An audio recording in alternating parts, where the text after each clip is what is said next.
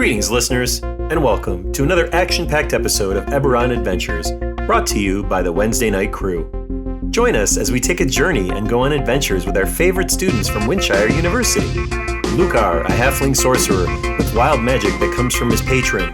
Sibling? Patron? Well, anyway, her name's Astrid. Skogar, a half-orc bounty hunter with a passion for map-making and painting. But not painting portraits, more like fences and walls. But maybe he has a secret or two of his own. Azuri, a Kalashtar cleric hiding from the dreaming dark. Kashan, a changeling that is a roguish paladin with his own agenda. Lissa, a human wizard who is into mage breeding and has a familiar named Bigwing. And last but not least is Velma, a half-elf rogue who has an investigative streak and a dark magic dagger. So join us as we listen to these adventurers as they work through their studies and their extracurricular activities to, dare I say, become heroes? Let's pick up where we left off. We are in, what is it? I think it's session 8 or 9, I think, something like that. And y'all are knee deep in some hot water of all different kinds. Take a second to go and review where everybody's at in this adventure, and then we're going to jump right in as best as we can to where we left off last time. So we'll start with Kashan and Skogar. So Kashan was in the middle of a card game with Tud and cousin Vinny, aka Vincenzo. Actually reverse that. Vincenzo, aka cousin Vinny. And that conversation, I believe, was starting to get a little bit heated, if I recall, between the two of you. Meanwhile, Tud was trying to have a more gentle, civil conversation with Skogar. And then we go to Lucar. Lucar has broken out of the Hooskow, but yet he's in a significantly just giant compound type area, multiple buildings all fenced in, and behind him he could see mountain ranges that have different seasons going on around them. One's got snow, one's winter, one's fall, one's spring, and just all this different weather all happening all in the same space. Feeling a sense of immense confusion, but also a bizarre familiarity at the same time. And let's see, what's your name? Azuri and Velma and Lissa with Astrid were all going to save the day and get to Lucar, because Lissa just said, fuck it, we don't need Kashan and Skogar. We're doing it. So we have currently a 3-way party split. So far. Yeah. So far. Exactly. You're welcome. Yeah. I'm here for it. I'm 100% here for it. So you'll see mostly I'm just going to find opportunities to share some little graphic, some nice graphic shots that I got, like JPEGs of, and some things that I created just to kind of set the visual mood. It won't matter much to the few that listen to this. So, but yeah, so we're going to start with Lucar. We're going to start with you. So you're out in this open space. You don't see anybody that is immediately around you. You think it could be day, dusk. It's hard to tell. You just get the vibe it's not necessarily nighttime, but the color, the fact that the sky is this sort of a bluish green, there's really no I guess regular yellow sun, sunlight, of any kind you really see. It's just sort of glowy and really fairy I guess, so it's daytime, but yet it's night because of the way the colors are. If that makes sense. Yep.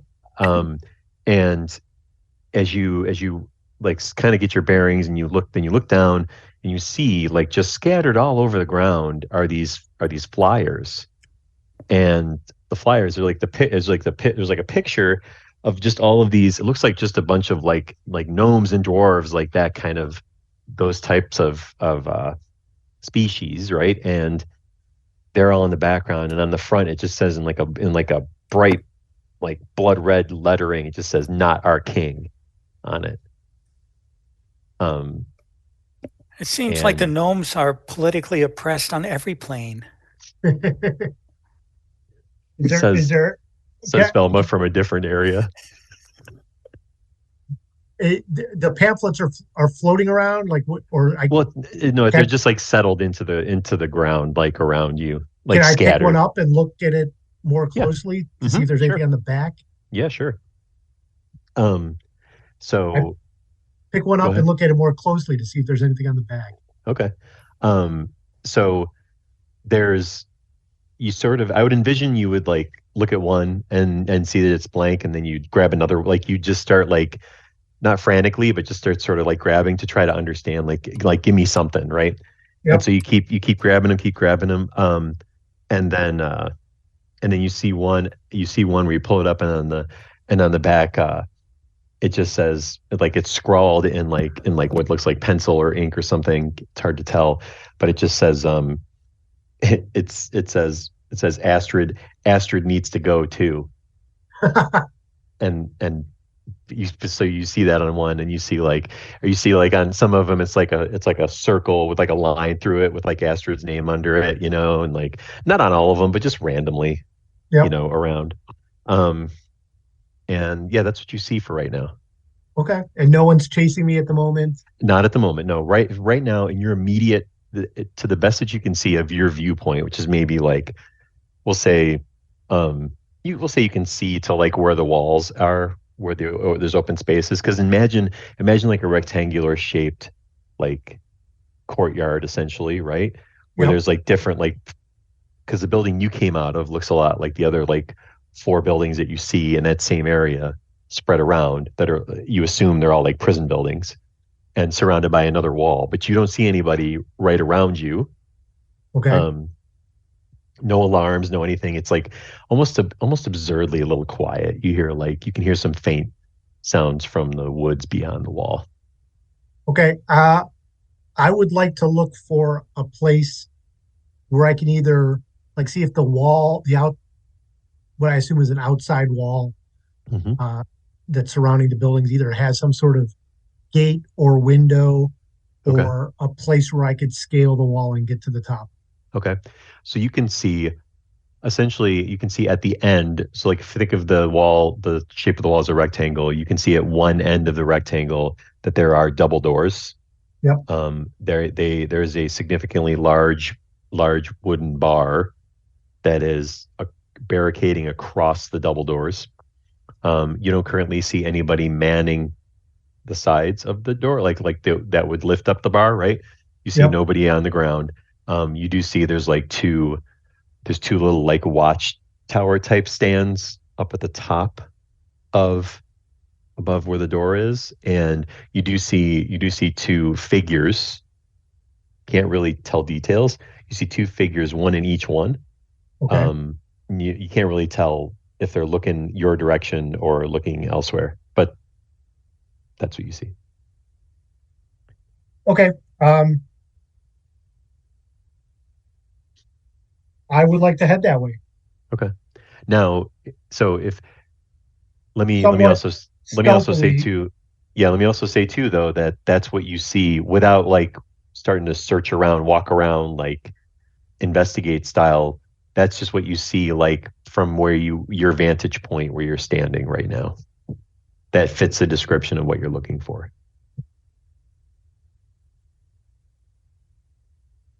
Okay. Um, So you may continue. I just wanted to clarify.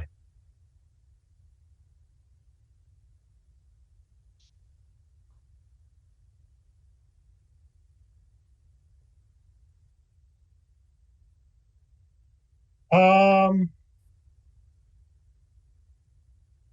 yeah, so I'd like to head over that direction, keeping awareness of the people on top so that I could try to stay hidden as much as possible. And if I can, be somewhat aware of what is behind me. Okay. You know, in case anybody comes out of the door where I was. I'd like you to do a stealth check. Yeah. And I'm going to potentially do something else. Okay. My stealth check is not fantastic. It is...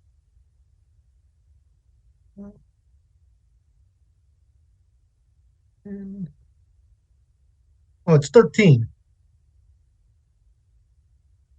So from the distance of where they are in the towers, they can't hear you.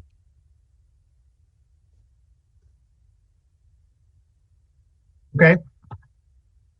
And at this point there is, let's see, nobody behind you. So saith the D20. So give you the opportunity to take one more action if you'd like before we move elsewhere.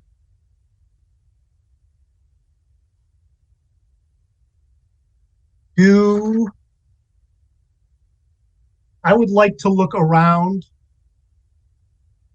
to see if by any chance I see any sort of caterpillar or caterpillar cocoon on any of the walls or on the ground in my close area. Okay. So let's say you use your movement to get along the side wall. Yep. Right. You see there's nobody like patrolling that inside part of the wall where you're heading towards. And why don't you give me a investigation check? I rolled a 19.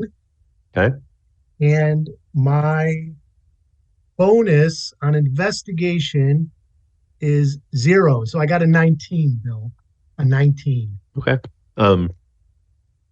You see some husks of some like cocoon husks that are broken, and you see you just happen to see one caterpillar that is like desperately trying to crawl, as looking like it's going as fast as it can to try to crawl up the wall. I would like to palm the caterpillar and a cocoon husk, and Okay. You see me start to say a spell as we cut away to the next person. Nice. Well, I like that.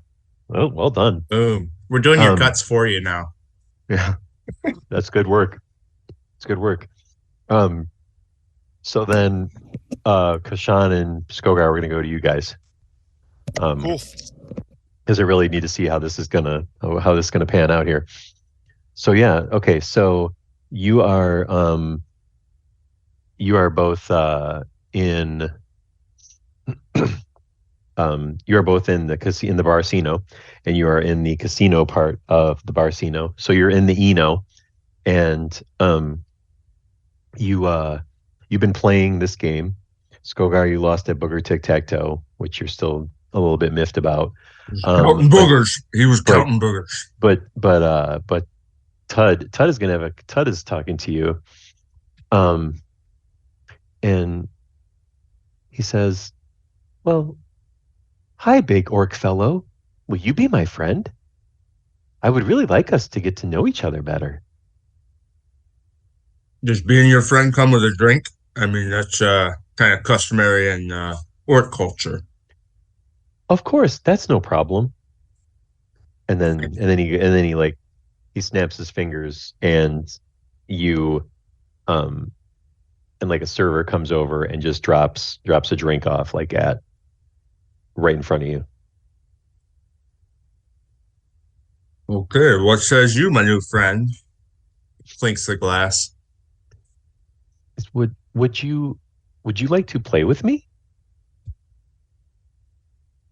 We could play a game. Skogar kind of coughs up a little bit of his first sip as he does that. First foamy sip. What? We'll play a game. Okay. Like what kind of game? here in the casino? Well, yes. I mean, so it seems like my other friend is busy with your friend, and I don't want to be bored. I get in trouble when I get bored. Well, I mean, be a new friend or cause some trouble. I don't see a problem with either. Yeah, I'll shut down. Um, and then as you sit down, he says his voice kind of changes tone just slightly, and his eyes get a little bit of a reddish glow, and he looks at you. He looks at you like and tilts his head and looks at you like this, Well, like what's kind of going like on there, buddy? with like a dead stare, and he says, "What's your name?" Uh, name's Skogar, friend. So you got a pretty intense gaze. I'm Tuddy Rexpin, and I'm so excited to play a game with you. And then maybe we can go meet my friends.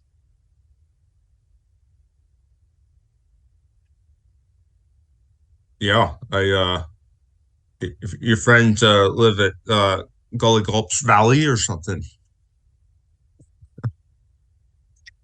Says, no, the the other day I found a treasure map. My friends and I were planning to go find the treasure, but it was getting late and rather close to bedtime. And when he says that, he gets a really sad look on his face. Well, treasure, you say? Just so happens, uh, me and some of my associates more than capable of procuring some goods. If He not goes like them, then me alone. he opens up like his jacket, um, and you see him. You like, and it's very he like slowly, and then he kind of goes like this. He reaches in like very like methodic, like robotic type of motions, and he pulls out a rolled piece of parchment and hands it to you very abruptly. Yeah, take it this is where I'll find this so-called treasure. It's the treasure map. You should take a look. Maybe you can help us figure out where it is. You can help me and my friends. It'll be So great. I guess Skogar unfurls the scroll and Okay. takes a gander. Okay. And this is this is what you see on the parchment.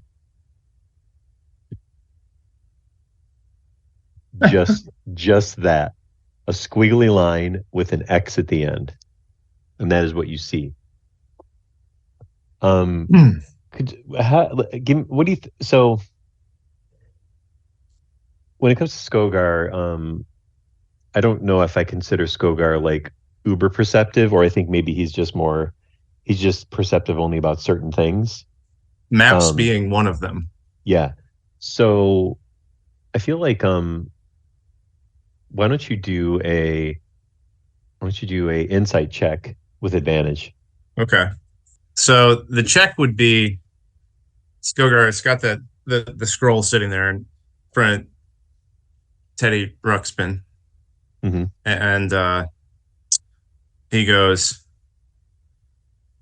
"So we're here," and he watches the intense gaze of their eyes, and we have to go here. He goes, Tilts his head back and forth, like listening to you. yeah. But it's very creepy how slow he's just tilting his head back and forth. All right, so he rolls insight. Yikes, -1. Yeah, you're right. Not very insightful. So that brings it down to a 9. That's with advantage? Oh, sorry. Oh shit. And a 20. There you go. See? So yeah. So you get this, and you like in all of the years of your intense map making and and you're training and all the things you've done to practice and get better at making maps, and you look at this and you're like, and all you can think about is like, this is the biggest bunch of crap I've ever seen. There's no way this is even remotely real, and there's something really wrong with this guy. And that's what you get out of like thinking to your past experience and applying it to this situation. So we're going to pause you right there as Skogar is making this connection that, wait a minute, this There's guy, no. He thinks in his head, there's no terrain that squiggles quite like this. This isn't right. we're gonna go. So Kashan, you're let's like try to pick up, because you were, if I recall, you were starting to get frustrated because you didn't have the money, and like you had it but you didn't have it on you, and you didn't want to go do some stupid job. Right. Yes. Right. Yeah. Right. So let's kind of pick up. Was there he asking and, for 500? yeah. So he says, so Vincenzo's like, it's like, all right, listen. So here's the deal, buddy. I'm getting a little bit tired of this whole holier than thou crap you're throwing at me. This, like, you're kind of religious, but you're really not. I don't know what your vibe is, but I'm not digging it. Okay. I'm touched by the divine, but please go on. So you got options. So you can take the job and steal the dial of destiny and bring it to me, and I give you the deck. Okay. Okay, that's option one. Yeah. You can, if you can beat me in 3 out of 5 in CODs, I'll give you the deck. In a cod piece? Is that what you said? He says, We wrestle with cod pieces? he says, Cods? he says, if I have to say this more than one more time, it ain't happening. And then we'll go with the last option. All right. I think I know what you're talking about. So so 3 out of 5. I beat you. Okay. And then he says, and option 3 is yeah, you don't leave here alive. Well, I don't think option 3 is happening. I would hope. I mean, I would hope you're smart enough to know that. Yeah, no, option 3 is not happening. I think I thought you'd be smart enough to know not to put even that on the table, but that's okay. I think it's at a point where there's been so much ego thrown around. There needs to be an intimidation check of some kind to understand who's getting one over on who. Well, so man, I've been waiting for that. So he's going to roll intimidation, right? Because that's what he's trying to do. And what would you be doing in kind? I don't know. Like, what's just being a dick to him? What's that role? Just being a dick. I feel like it's kind of the same. Maybe. Right. I don't know. I mean, right?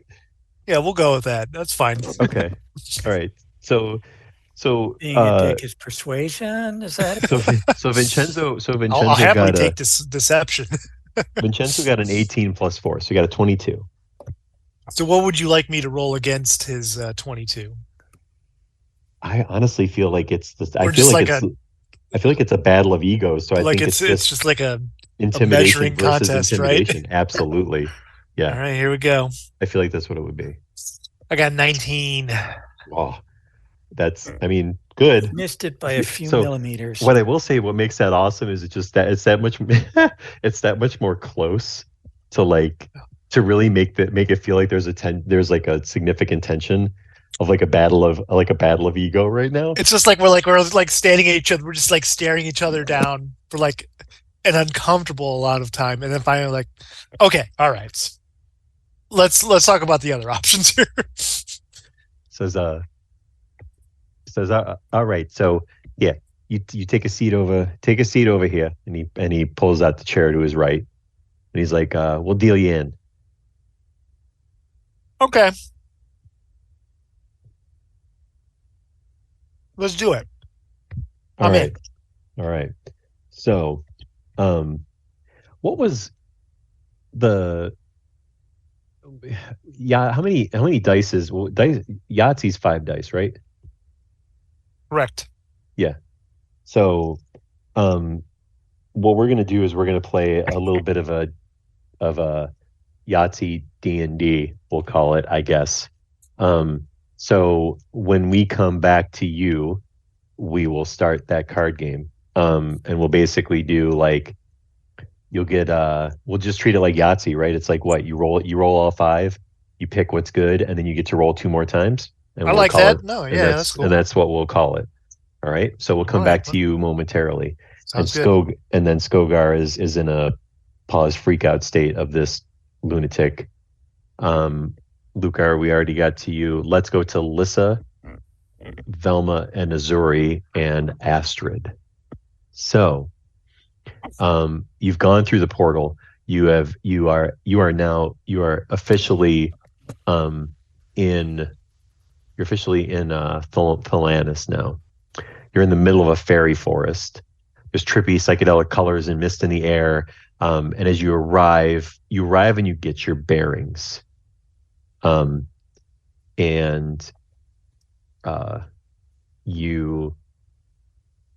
Astrid's like, all right, we gotta, let's keep moving. We gotta go. And she's like, let's go. And she's grabbing your hand and pulling you. Melissa's like, oh, but that looks so cool. If I could just, no, oh, you're right. We should get going. But like, look at the fauna. I've never seen anything like this. How do we know which way to go? Why don't we split up and we each go to one of the different seasonal ranges and see if There we go. Yes. there's 4 of us and there's 4 seasons on display here. I'm assuming out of game that Astrid knows where to go since she was there. Yeah, she does. But she's like, she says, hey, Velma, that's actually not a bad idea, but why don't we, so me and Lissa and I are gonna go towards spring. You can come around from the other side. You and Azuri can come around from the other side from the winter side, okay? Like we each go from a different side, and then you'll know you're there when you see a big wall, a big prison wall. That's where we got to go, to the prison wall. All right. So can you do that? So you and Azuri go, and me and Lissa will go. Yeah. I mean, I'm a little hesitant about leaving a room. Further splitting.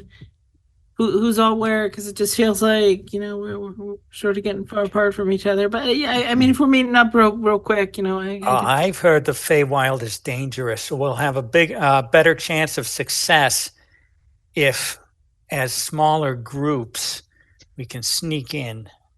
As Azuri, while you were saying what you were saying, as you get reading to your last sentence, you see that Astrid's already pulling Lissa away to go to head off into the one direction that she suggested.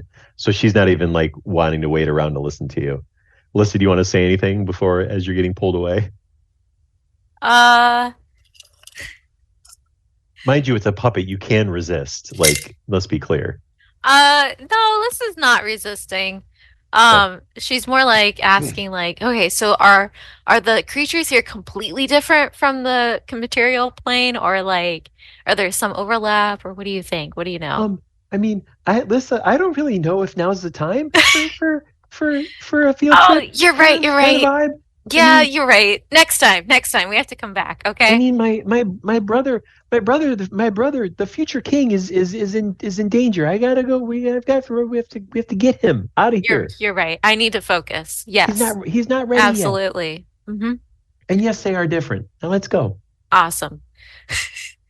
and he pulls you away. So you head off into the forest. And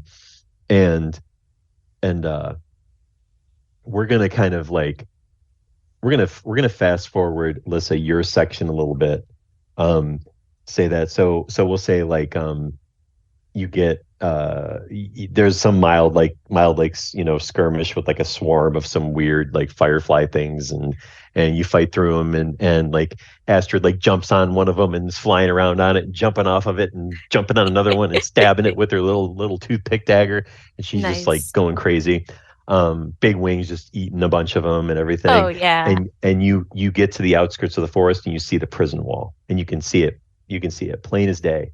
You know this is where and Astrid's like, this is it. Come on. There's like a secret way in around the backside. Let's go. Nice. All right, let's go. And then we go back to Velma and Azuri. And who's leading this group?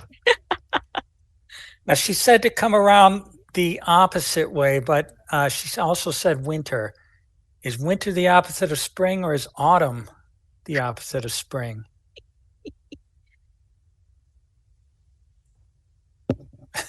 Are you asking Azuri? I'm asking Azuri.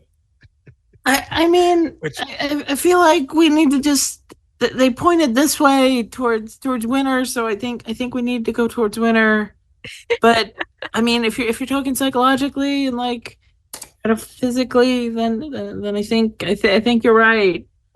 But they pointed this way, so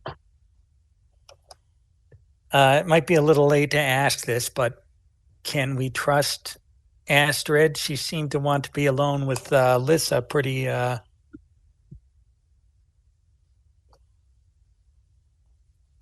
desperately. I mean, To the point of getting us to go off in a different direction altogether. I mean, I gotta say, I trust her a lot more after everything that she said. You know, the other day that really sort of helped us bond as a whole unit. But you know, at least initially, I really didn't trust her, but now I trust her more. So you know. Okay. So you don't advocate trying to catch up with them at this point. Just go to the winter. Let's proceed. I mean, I was against splitting up in the first place, but we did it anyways. So it'll be here fine. Now. So look at me. I'm starting to stealth. You can't see me. It'll be just fine. I'll be just fine. I actually do start to stealth as we head to the winter side. You might be fine, but I'm less than stealthy. So this is. I'm gonna let you lead. I'll be behind just a bit. So you're getting into the forest. It's getting a little colder. Snow on the trees. It's a little bit. You're vibing that you're in winter. Like, it's not super like. It's not really blizzardy. It's like pretty chill right now. Like light snowfall. It's more pretty than like life threatening. And Velma, you look down on your belt, and you notice that your dagger begins to glow, but it's glowing with like a black, lifeless haze around it. That can't be good. I try to conceal that from Azuri. And in your head, you hear a voice that speaks to you. It says, now is the time. Carry out our divine plan. We work our divinity through your good fortunes. Okay, for the benefit of the listening audience, Bill and I had shopped this a bit. That since I had been strangely resurrected, the other players don't know this, but I have been having recurring dreams. It's like puppet theater. The other players are dressed in black. I am a little girl. I'm wearing pink with black Mary Janes and knee socks with a bob haircut. And we're having a tea party on the lawn, and this goes on night after night. And I just tell them everything I know about Azuri.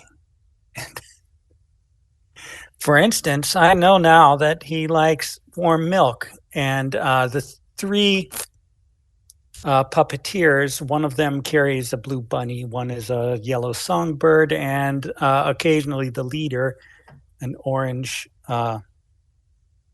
butterfly, comes by to inquire what's going on with Azuri, and I tell them the latest news that he likes warm milk, and the orange butterfly cuts in and says, enough with this mundane crap.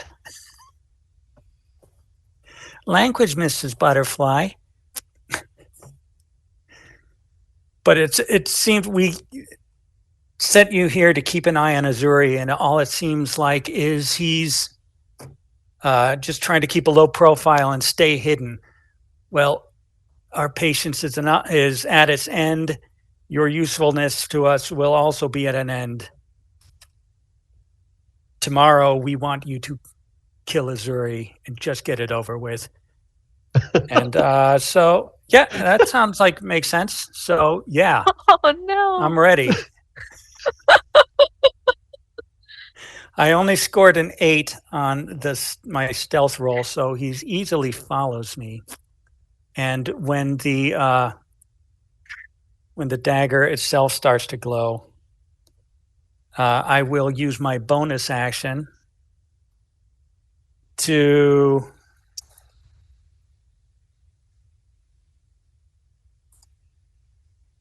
use an eye for detail. No, insightful fighting. Okay. I'll make an insight check against Azuri. He can contest with a deception check. And if I win that contest, my insight is 22. If he can beat that with a deception check, then I don't get a sneak attack against him. Hey, give me 1 second. The front page of my character sheet is out. Because I rolled a 19 on the dice, I have to see if it's a +3 or not. Surprise, everybody. Oh my goodness. Azuri's worst nightmare is coming true. I only have a +1 on deception, so it's a dirty 20.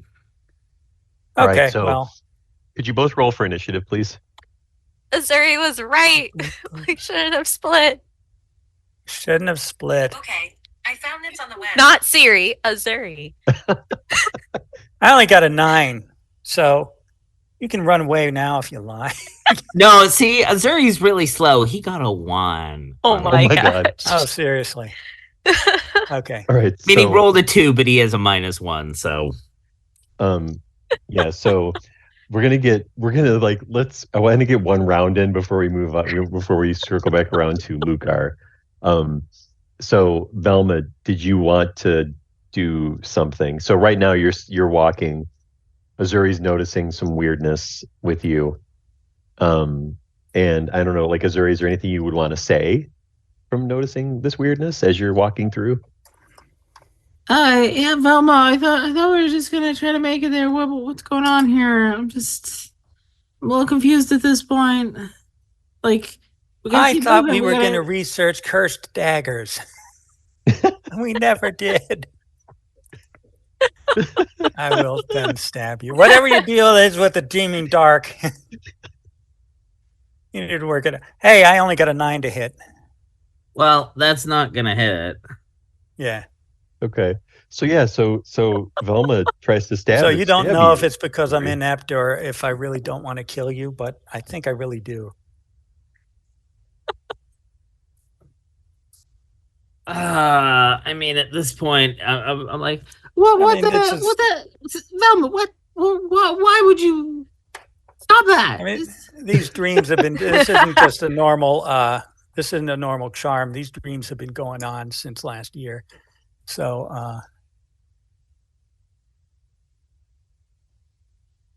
yeah, whatever. No, I'm doing this because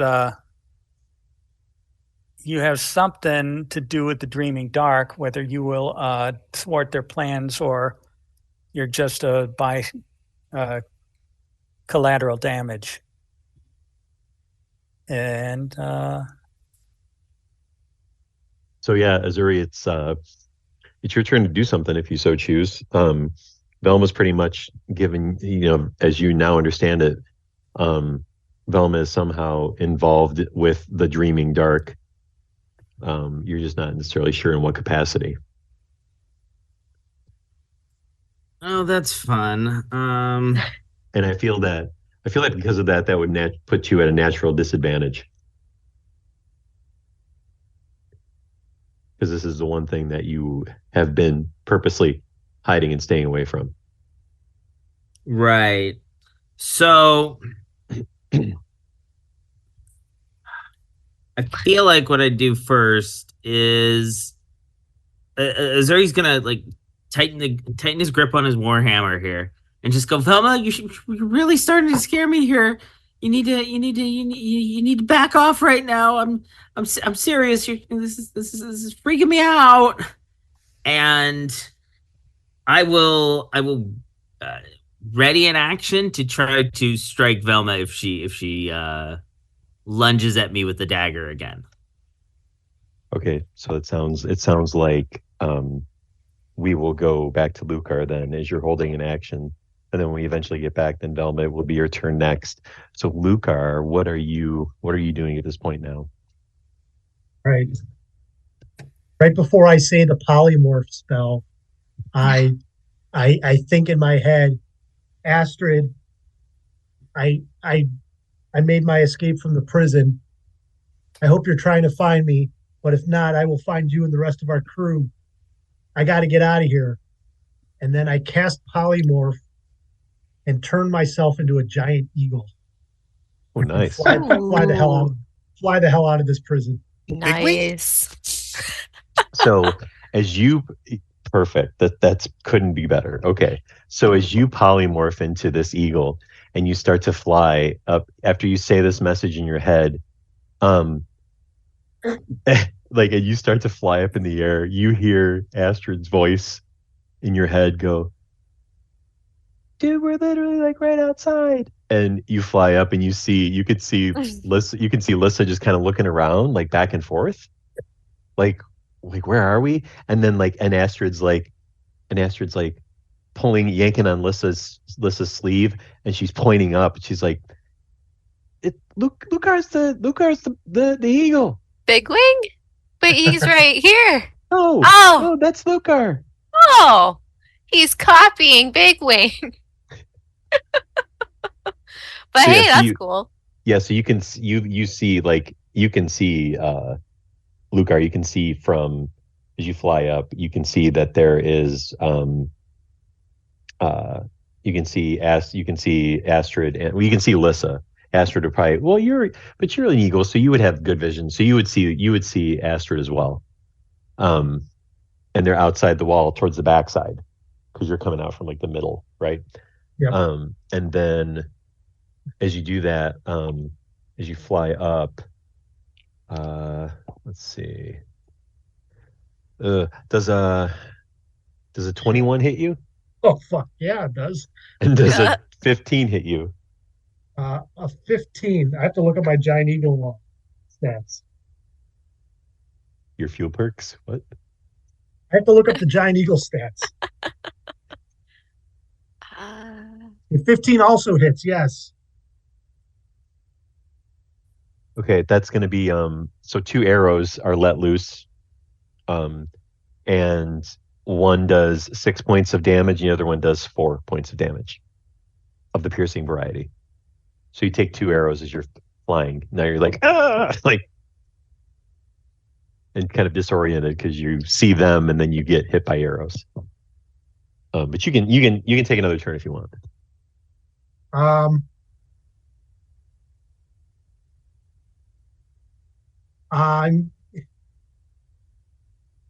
So I see Lissa and Astrid down there.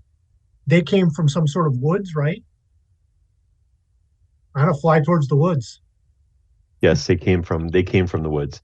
So you're flying towards the I'd like to fly away from whoever's shooting arrows at me towards the woods. Yes, away. Yeah, because you can see like that They're like at the end of a trail that just kind of popped them out right by the wall. Yep. And so you're flying towards the wall, or you're getting just past the wall now, and you're flying like you're heading over basically where they just walked through. And let's say you look up and you see, like, you're seeing Lucar the eagle with 2 arrows sticking in him, like flying over in the direction that you guys came from. No, Lucar, get down here. Screw that shit. There's guys with arrows. I'm getting out And of this Lissa, prison. so Lissa, what are you doing? Like, do I see the guys with the arrows, or did I just see arrows popping into? You didn't even see the arrows, really. You just Oh, saw, I don't see because anything. of where you are by the wall. You saw Lucar because he was kind of high up. Yeah. Maybe like we could say maybe you caught something, you caught or heard something flying through the air, and heard the connection as like Lucar screeched from getting hit by the arrows. So you did kind of witness some of that as you see him then fly over by where you walked through. Okay, wait. So did he go down inside the wall, or is he Nope. coming down No, outside? he's flying over and outside the wall. Okay, well, I want to follow him. Okay, so you're basically Yep. turning around and going back from whence you came. Exactly. Yes. Okay. So you're following him, screaming, Lucar! Lucar! Right? Yes, exactly. And Astrid's like, damn it. And she's like, Lissa, can you just carry me? Yeah, here for sure. Thanks. And she just grabs her by the hand and she hoists just her. she just sits up on your shoulder, like hanging onto your head a little bit, you know? Yep, exactly. Like kind of wrapped up around your forehead, so you're like kind of like move your arm, like as you're Like trying to half run. blind, yeah. So and you're running, and Big Wings just like looking at Astrid, like kind of like smacking his beak together, like click click click, making these noises at her. Like, that's my spot. Yeah, he's just like it's like I don't like this shoulder. It's too low. It's like she's not her alignment's Lissa not walks correct. with a slant. Oh, that's awesome. So Lucar, you're flying away, you're leaving, and Lissa, you're following Lucar, and we are going to go. Let's go back to Skogar and Kashan. So Skogar, yep, you've seen the map. It's freaked you out, and Tuddy's just sitting there tilting his head, looking at you. What do you think? Do you want to help? Well, you can only help with the right information. You know, you don't take a job until you know what you're getting into, and this don't make too much sense to me. So, I guess thanks for your drink, because I got nothing here. But it's right there on the map. It's all the information is right there. So he pulls out like he smudges his finger with a little bit of the paint. He looks over at Teddy Ruxpin, and Skogar cracks his knuckles and says, "If you insist, it's here. I'm going to need a little more information." And the scar on Skogar's shoulder, that's his dragon mark, glows like a kind of a dim blue. He smudges down onto the paper and he goes, "You're going to have to help me fill in the gaps, I guess." And tries to get more information and fill out the map. And remind me what your dragon mark will help do in this situation. Oh yeah, so his is the dragon mark of finding. Yep. And the things that it can do is it can help either locate an object, search for hidden things, find a path, or discern location. And since Skogar knows his way about illustrating maps, as you know previously stated, he's trying to see if he can get him to more information and figure out what this map actually is. No, that's cool. So why don't we give you a little bit of something to work with here? So as he starts to like he grabs he like stands up, and he's like walking like kind of awkwardly over to you, and he stands next, like not walking over because you're sitting next to him, so he just stands up, repositions himself so that he's standing next to you, looking at the map in the same direction you are, and he points at it and he says, "See, it's right there, Skogar, right? It's right there in front of your face. It's right there on the map." And he like takes his open palm, and as he moves his palm down, you can see that you can see part of Eberron come into focus, and you see that it's the Eldine Reaches, which is just on to the west of Aundair, where Windshire is, and you can see that although there's not really a lot of detail, you see that there's an X mark that is over like the Mosswood, which is in the Eldine Reaches. Yeah. So Skogar says, okay, that's some helpful information. I kind of know that area though. It was just a little bit to the north of where I grew up. The elves and I don't really get along in that area. So say we says wait. So oops, wrong one. What the hell just happened? I clicked wrong. There we go. Oh wait a minute. I know. You live over here. And then he wipes his hand over the map again and shows like the shadow marches. Yeah. Like, so, you're somewhere in here, aren't you? Yeah, and we never really got along in the land up there. So I like seeing where this is at, but it's probably gonna cut into your shares though, because I won't be able to traverse there too easily. So are you saying you won't help me? No, I'll help you. Yeah, but when we bring this thing back, we'll have to see what the trip really cost. Your talking makes me confused and hurts my brain. I'm tired. That's okay. Just like sign here, and yeah, we'll discuss this upon returning your treasure. Persuasion check, please. Oh shit!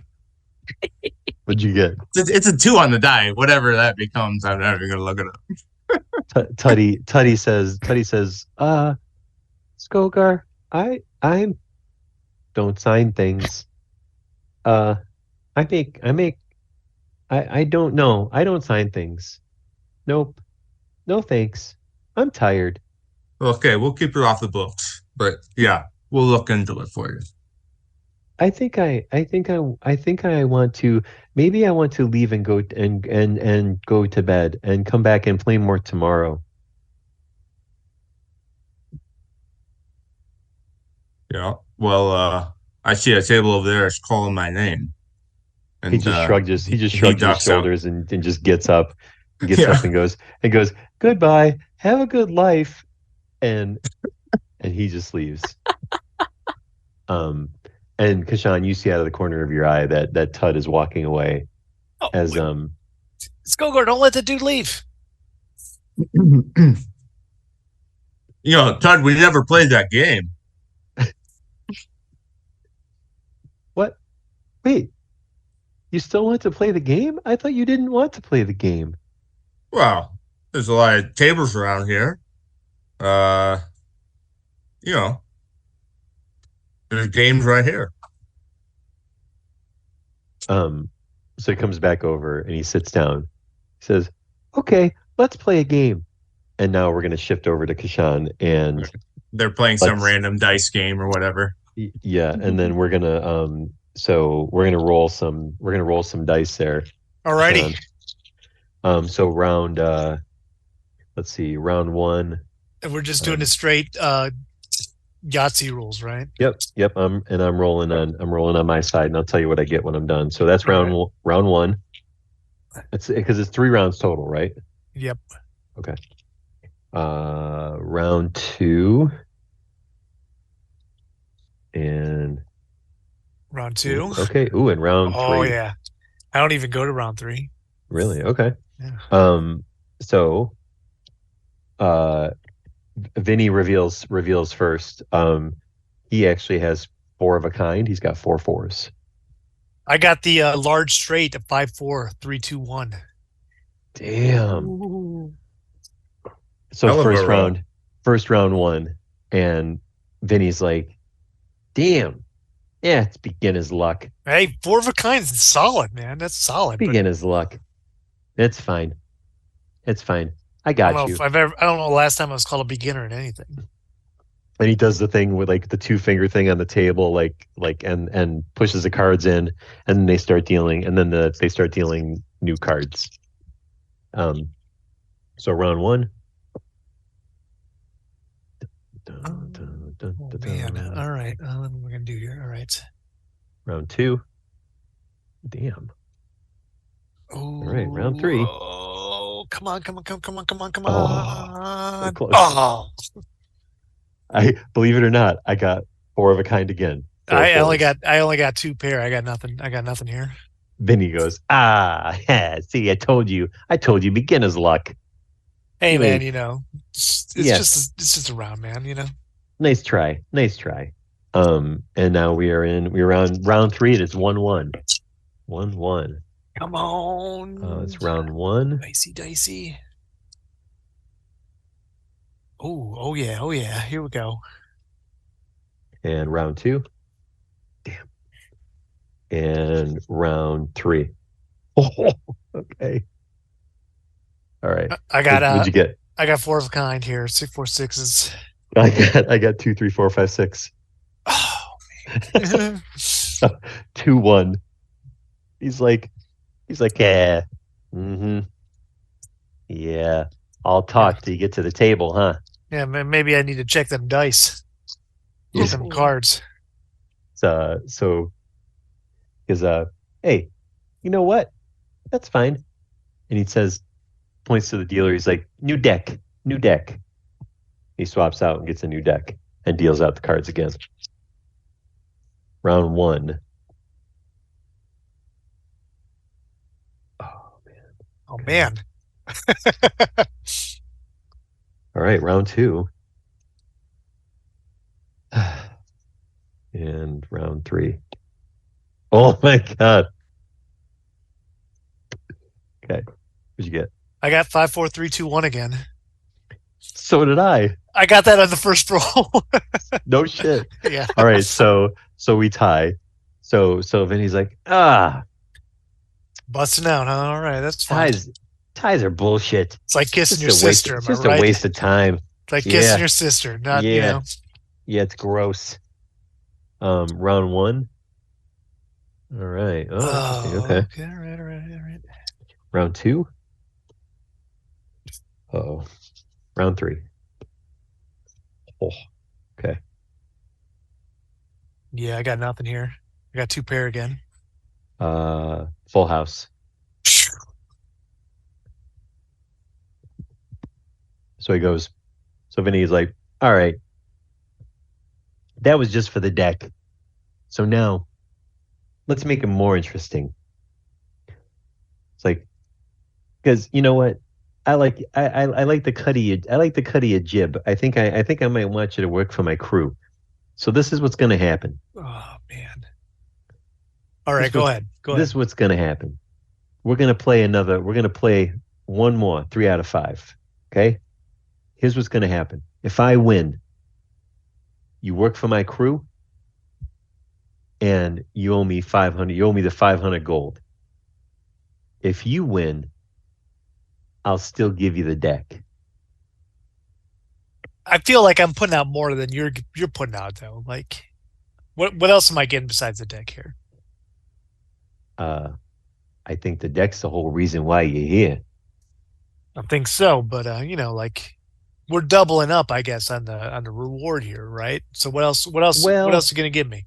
I don't really think so, because you see, you kind of lost in the first round, so it's not really doubling up.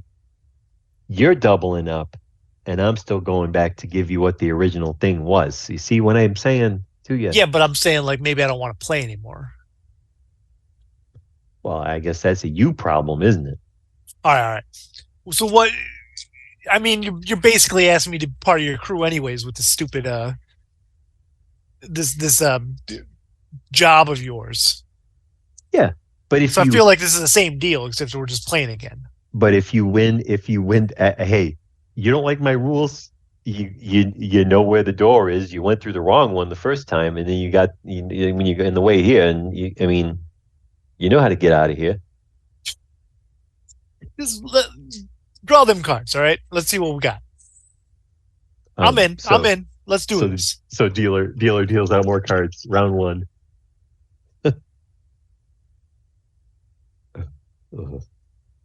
Round two.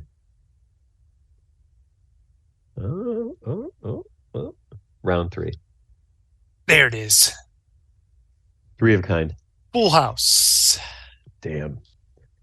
It's like, all right. Okay. All right. Yeah. You got hot last time. But then you see what happened to you. Round one. I mean, we'll see what happens. Ooh, okay. Round two. And round three. Can I do something here? What do you want to do? Can I sleight of hand to try to cheat? So, you can. You can. I'll just say that. Your roll will greatly depend on how. I got 25 on that sleight of hand roll. So, okay, you were successful. Well, in that case, I don't know. Like you tell me what you want with the cards, but I got 5 5s. Yeah. I got the Yahtzee. He got four of a kind, and he's like, you got the 5er, son of a bitch. So he's down. He's like 2-1. You added the wild card, man. Man, I swear. And then so last round could be potentially. And that's round one. Round two. Okay, let's see what we got here. Okay, there it is. And round three. And where'd you get? I got the 6-5, 4-3-2, the large straight. I got a full house. So like the cards get laid down, and Vinny just goes. He curls his face like, and he flips the cards up, and he's like, "Fuck this!" And he just like he kicks his chair over, and he's like, "Tud, get up! We're getting the fuck out of here!" And whoa, hold on. And he storms off, and Tud starts to walk off with him. Hey, before you go, deal's a deal, my friend. He says, look under your chair. And I do, slowly. And you see there's a pouch under your chair. Gogar also looks under his chair. There's nothing. There is gum, dried up gum under your chair. Awesome. Well, listen, I'd like to talk to Tuddy there before you guys head out. Or you know what? You're going to stay in the area, right? You and Tuddy ain't going nowhere for the next week or so, right? Couple days? I can't. I don't really want to fucking talk to you. You just beat me. This is some bullshit right now. Hey, I mean, I can't believe I was so nice to you in the first place. Initially, I was threatening to kill you. You and your charismatic sometimes you gotta go with bullshit got the best of me. Sometimes you gotta go with the gut instinct, and maybe it'd be better for you. Hey, but next time you're in Windshire, I'll give you a tour of the I'll give you the tour of the museums. Maybe we'll check out that Dial of Destiny behind the wall. It'll be fun. He says, it's like Tud's coming with me. We're out of here. Listen, I just need to know where Tud's whereabouts will be for the next week. That's all I need. If you want to keep him in the town, that's perfect. I just need to know his sister's looking for him. All right. My sister's looking for me? I think so. I can't recall. It was a couple weeks ago now. I think it's your sister. He goes, I don't want to go back there. And he just runs. He just runs away. Skogar reaches out and says, Tud! And he touches him, but Skogar still got yellow paint on his hands. And as his Tud walks away, he's got a little smear of yellow paint on him. You've given a light mark to Tud as he runs off. I mean, I really don't give a shit if he wants to see his sister or not, but his sister wants to see him, so that's. And Finny goes, yeah, I see you're not talking quite as formal as you were when you first came in here, huh? I'm sorry, when in Rome, you know what I'm saying? He says, he's like, yeah, whatever. He keeps saying all this. I think he's a little bit special. He keeps saying all the time he likes to play games, and this is his favorite place to play games. So you can try coming back here next week if you want. Yeah, he seems a little touched in the head. I should have touched you in the damn. I should have touched you in the damn head. It's been nice playing. It's a great game of cards. I love the place you got here. Maybe I'll see you at the wrong door next time. Right? That's where the losers go. Am I right? He walks. He just leaves and just slams the door as he leaves. And check your email, Chris, and you will see the deck of Meowny things and all it has to offer. It is 20. I will say it is 20 cards. You will roll a d20, and it will be the card. The card will be a random pick. You can pick more than one. You dictate the amount you want, the quantity you want to pick, and then you roll a d20 to randomize which ones you pick. So, go ahead. IRL in real life, as a cat lover, I love this. Nice. Kashan as the hates it. hates the puns. He hates it. And it's so like the effects like they can stack. Some of the cards just have like straight one good thing. Some of them are like good things but with a twist where it's like it comes at a cost. So you can kind of check those out, and you can decide if you want to because right now your quest was to get the deck. So now you're gonna have to figure out, do you just bring the deck back, or do you use it, or what, like, you have to, so you get to think about that. I slapped Skogar on the back. I said, Skogar, my friend. Oh, I knew it. I knew I was destined for this. This is it. I got that idiot. And that sister, his sister's looking for him. I found that idiot. I got my thing. Let's go home. This is perfect. Quest completed. And you give Absolutely. him a high five. Yeah, high fives. Where's everybody else again? What are those numbskulls been up to? So yeah, like as you high five, like the shot freezes, right? Because you're like, yeah, the high five, and it freeze frames. And then we are gonna swoop back to Azuri and Velma. And Velma, it is your turn in initiative order with Azuri. If you are there, because I see two of you on the screen currently. The other one froze up. Okay. Yes. On my turn, I will lunge at Azuri.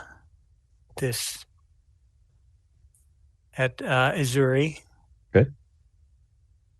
I have been given a mission, and I'm going to complete it one way or another. Okay.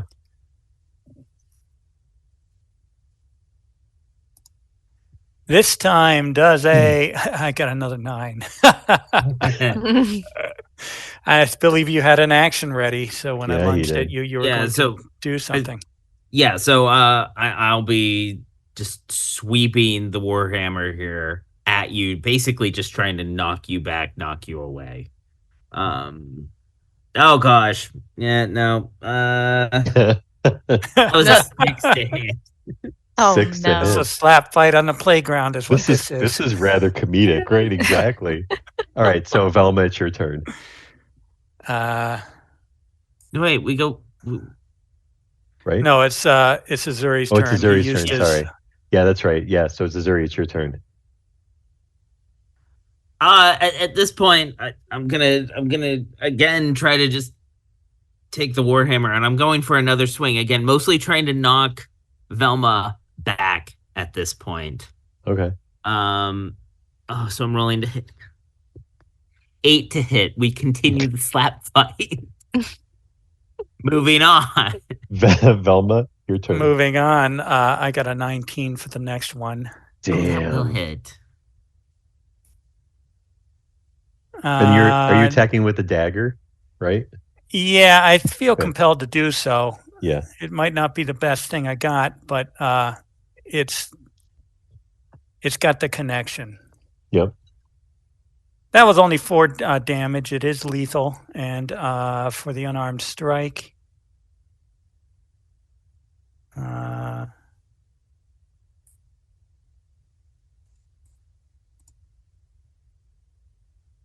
Ow, but I'm fine. that was only 9. 9 damage. Yeah, total 9 piercing total. No, plus the 4 from the other attack. Okay. You keeping track, Azuri? Yep. Okay. It's your turn. So now you know I'm serious. Yeah, now I know you're serious. Maybe I'm more scared now. Yeah, so Azuri's gonna go ahead and he's actually gonna go ahead and cast his Spirit Guardians. All slapping. All slapping. Yeah. So yeah, in response to this, I summon my Spirit Guardians, which is it's a concentration up to 10 minutes. I am surrounded by a bunch of spirits. This was the one that Azuri was really excited to learn because it could be like this warm surrounding thing. Now seems like a fair time to use it. So spirits surround me a distance of 15 feet on each side.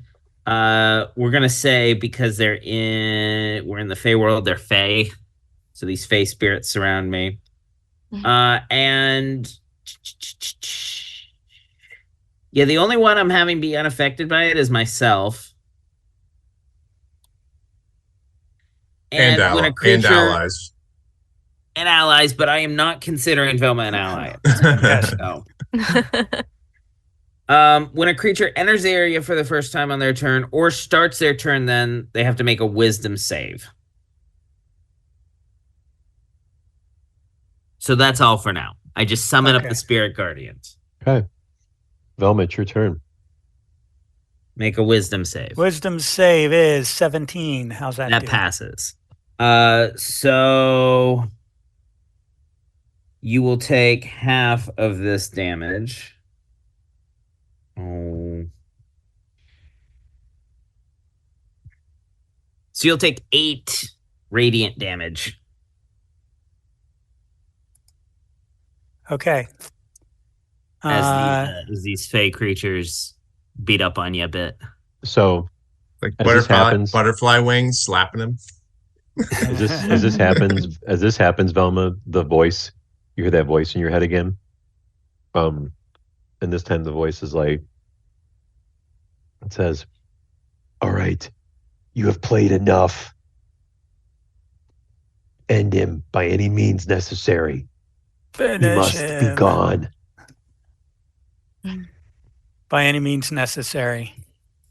All right. Well, I guess that means don't piddle around with this little toothpick dagger that is controlling me, I will get out the force gun. That's even worse. That was an 8. But when Too it much- hits, too it's going to much- be. Too much butterfly slapping. That's right. When it hits, it's actually it's going to do just a little bit more. Izuri, Izuri, it's your turn. I mean, Zuri's gonna go ahead and swing the Warhammer now. And try to, oh gosh, that's a crit fail. Oh, the slap fight continues. This was supposed to be a dramatic fight. So you miss, and Velma, it's back to you, but you're still in the same area with the spirit guardian. Yeah, you're right? gonna make a wisdom save again. I think that fake creatures start to show up and play kazoos while we're fighting. Yeah, absolutely. Okay. Does 12 pass? 12 does not pass.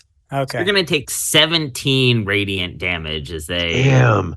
do a good. little more than slap. I am now unconscious because we had that fight with the bone knights. So as you Nobody ever heals Velma ever. for the sake of just for funsies, as you fall to the ground,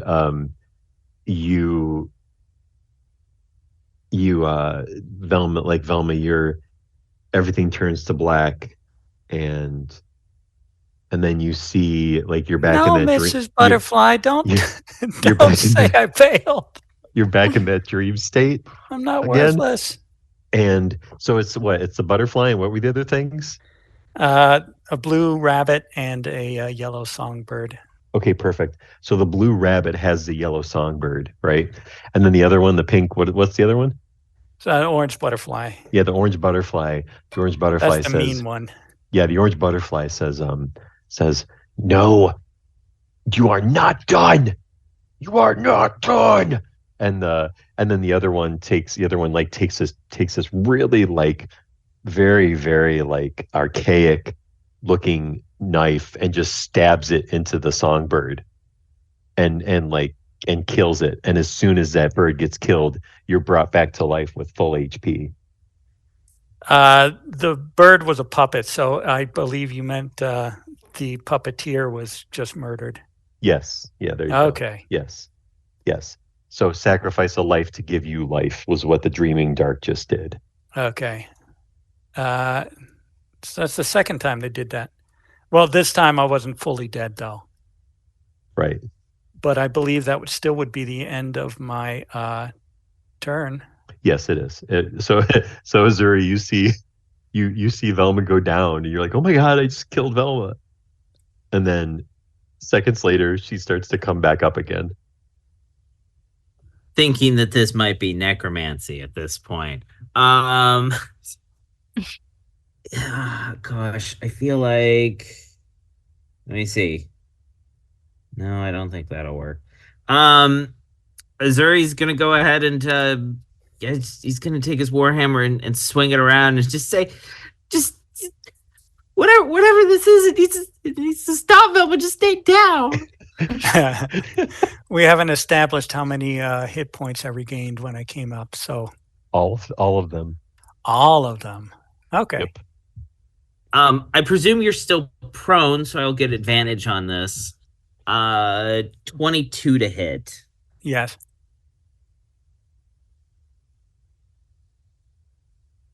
For 5 bludgeoning damage with the hammer, and I just say, "Stay down, Velma. Stay down.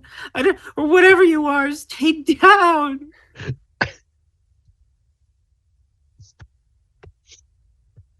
Velma. Well, she is not going to stay down. Make a wisdom save. The Guardians are still here, man. I'm trying to get out of the death save screen. All right. That should have done it.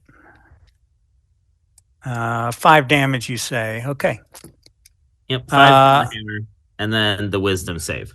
If you're standing anywhere over me, then I just like use half my movement to get up and lunge. Otherwise, Wisdom save for the guardians.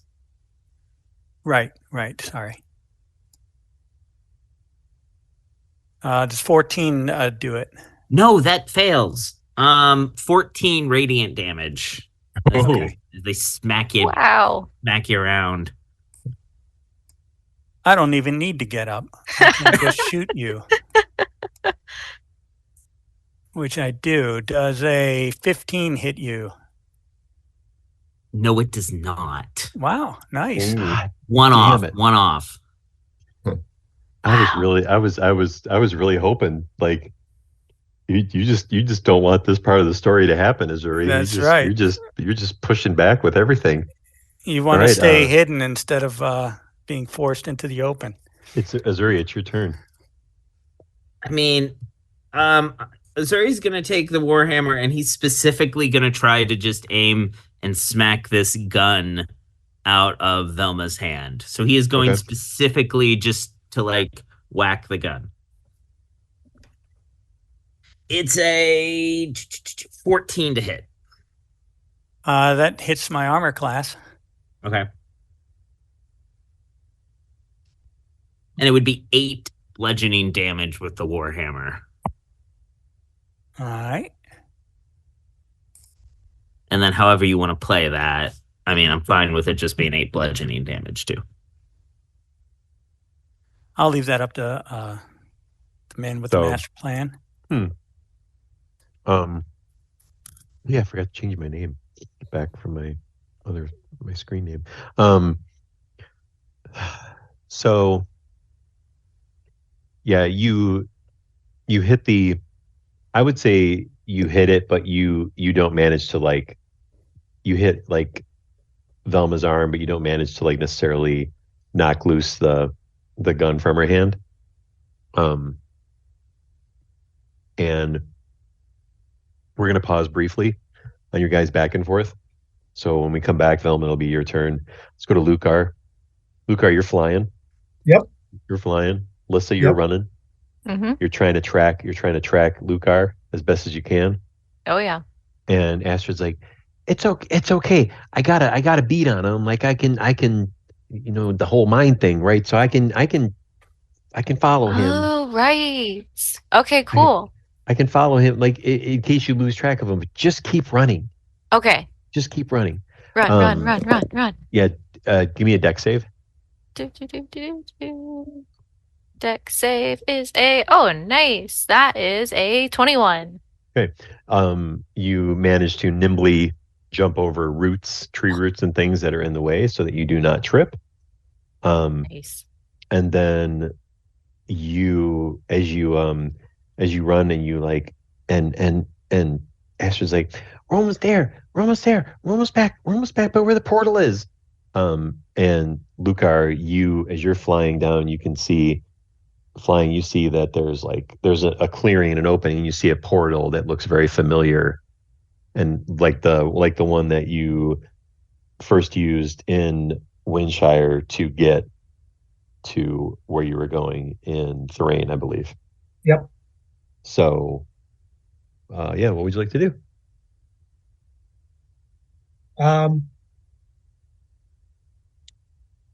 I'll fly down to where the portal is, and I'll say in my head one more time,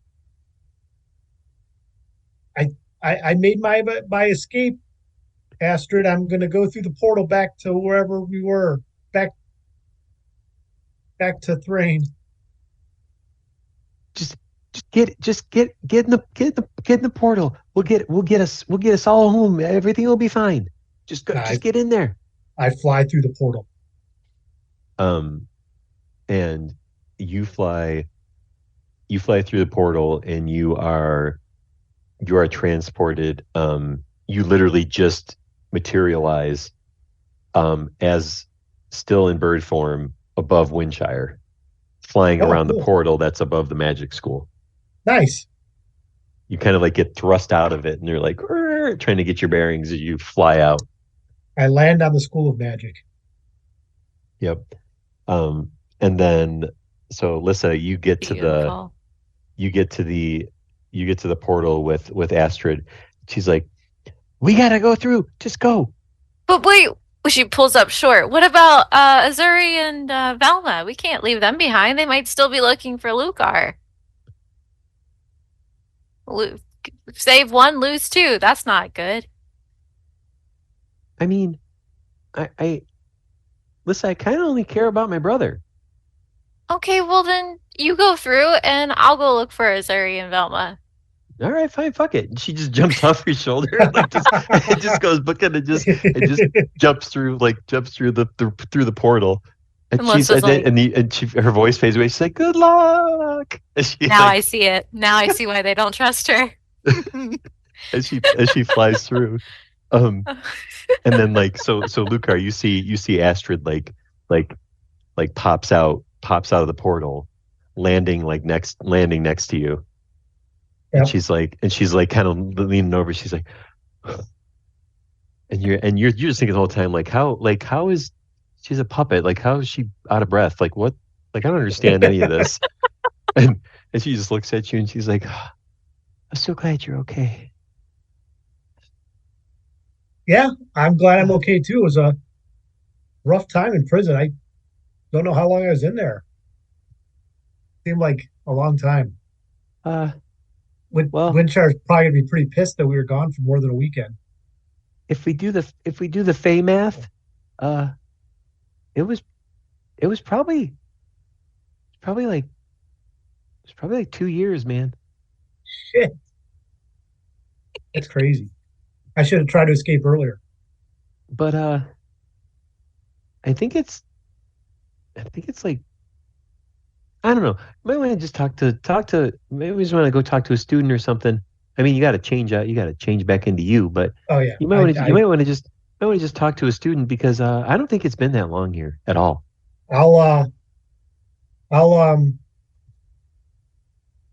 turn back into myself and go to the edge of the building and yell down to the first student I see, "Hey, you there, boy! What day is it?" Because it's Monday, sir. Why, thank you. And I take a gold piece out of my pocket. Here, go buy yourself a turkey. And I say, "Woof! I wonder where everyone else is." I'm sure they made it back all right already, right, Astrid? Right, Astrid? They made it back all right already. Anakin, where it? Where it? What the hell?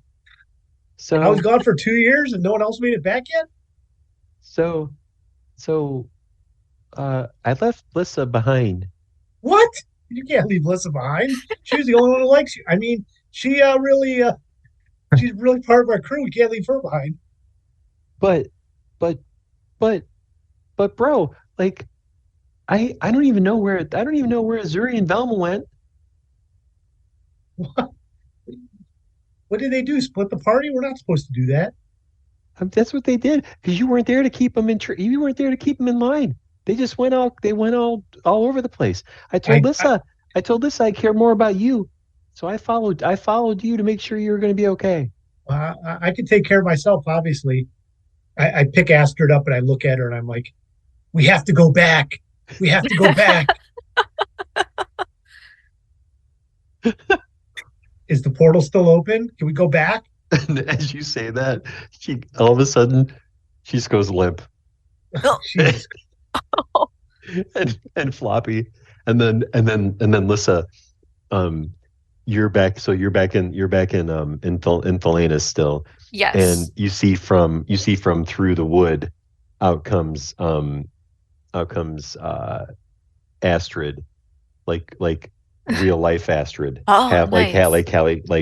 Like fairy halfling Astrid, and she comes out and she's like, sorry. No, I get it. It's fine. I mean, it's like imagine if that were Big Wing, you'd follow him. Yeah, you're right. I totally would. I totally would. It's not a big deal. I mean, you're here now somehow, so that's cool. It's like, well, this is real me. Look, I mean, look. And she like kind of like sashays around a little bit and like spins around. She's got a little like a cute little like fairy dress thing going on and stuff. And I like that look. Got a nice little short sword hanging off her side and stuff, looking like a badass. Nice. She's like, so Luke's never seen the trick, right? So he's just holding the limp puppet body, and I'm like, and he's just like, what the hell's going on? And it's kind of funny. Nice. So yeah, so okay, let's go get Velma and Azuri. I've only got like a few minutes in this in this form here, so all right, so we better hurry. Gotta just keep going. Mm-hmm. So then she pulls you down towards the winter thing. Velma, let's go back to you real quick. It's your turn in the fight. At this point, though, I feel like Skogar and Kashan would be like, "Yeah, this is where they were at," and they're starting to walk in. If that's fair, because that was like a couple turns ago. So, you would be leaving. I would say you'd be leaving the Barcino probably. Oh, if that wasn't enough time, then yeah. But the question is that I guess would Kashan want to go back? Where would Kashan want to go? Because that's going to be, I think, the driver for Skogar probably. Well, I think at this point, yeah, like we're looking for the rest of the guys. We know we went to the two different places. Yeah, like I guess we'll go to the other bar, right? Yeah. Yeah. So you're heading to, because you when they left you behind, you saw that they took the magic coach further into the city. Oh, so they were pretty. I just assumed they were across the street. I didn't realize they were across the city. They went further down. Gotcha. So we head back. Yeah, I mean, like, we're probably at the university by now. Yeah, they probably didn't want to wait for us any longer. I guess we should probably get back. So you call. So you call him. Let's say you call a magic coach. Let's use our smart stone to see where they're at. Yeah. Like heading back to university. Do you send a message? See you in class. Like a group message. Yeah, but it's like the first time Kashan has ever used the group chats. So Lukar. So thank you. Yeah. So that was. I didn't mean to interrupt like that. No, you're fine. So Giant Eagle Lukar, your smart stone vibrates. I don't have a smart stone anymore. You can't really. What's that? Because you're an eagle? I don't have a smart stone anymore. When I went to the prison, I lost all my stuff. Oh, that's right. Yeah, good point. Yeah, that's true. So yeah, you didn't get so you're somewhere in some like lockbox. Yours is just like bouncing around, vibrating. Some gnome replies, "New phone, who dis?" new stone, who dis? And Lissa, you don't get it because you're in a different realm. So nobody else gets the message because you're not in fine. Yeah, nice. the service doesn't go that far. I guess we'll just see him at home. And so you guys are heading back, and then so Lissa, you actually come up to, like, you can see a small clearing ahead of you in the woods in the winter section, and you see Velma and Azuri in battle with each other. And then you see, and Velma, you still need to take your turn. So take your turn. Make a wisdom save. Wisdom save. 21, I think, passes. That passes. You're still going to take 7 radiant damage. Hey, guess who's unconscious again? You just killed Mr. Bunny. So Mr. Bunny, do you want any more chamomile tea? No. So you fade to black again, and the orange butterfly puppeteer kills the other guy, and then the voice goes, "This is it. Make it happen." It's not my fault. I was built as a supporting character instead of a combat model. But as he says that, you feel this sense of You feel a sense of magical power wash over you, even more so. And now every attack is with advantage. Oh, awesome! Finally. And it is it's your turn. No, that happened on her turn. Is it back to Azuri? That's right. It's Azuri's turn because I was dead. That's or fair, unconscious. I guess. Yeah. So you start to come back again, and Azuri, it's your turn. Yeah, Azuri just takes the Warhammer, and at this point, half expecting Velma to be a zombie or something, just brings the Warhammer down on the laying on the ground Velma. That's a 23 to hit. Oh my god. Oh wow. Yeah, that hits. 10 bludgeoning damage. Man, with the this is such a Warhammer. backfire. Which is considered a critical. If it's critical, was it only 10? I rolled with advantage because she was on the ground and just hit Right. with. No, I meant if you're striking well, I don't mean to be a rules lawyer, but if you're striking an unconscious creature, Not unconscious. Theoretically, I'm Oh, no, not she's unconscious. oh, that's right, she woke up. Conscious, Yeah, I'm just sorry. prone. Yeah. Yeah. Thank you. Yeah, just 10. Just 10. Okay. Has Lissa approached? Yeah, and Lissa, you see. What see- the Azuri- hell, also- guys? So all you. Azuri's so all gone you see- crazy. He's trying to kill me. Yeah, all you see is Lissa. All you see is Azuri attack Velma. You don't see Velma having attacked Azuri. Oh my goodness. And then Velma says that to you. What do you do? She casts Firebolt at Azuri. My deception was only 14, so take that as.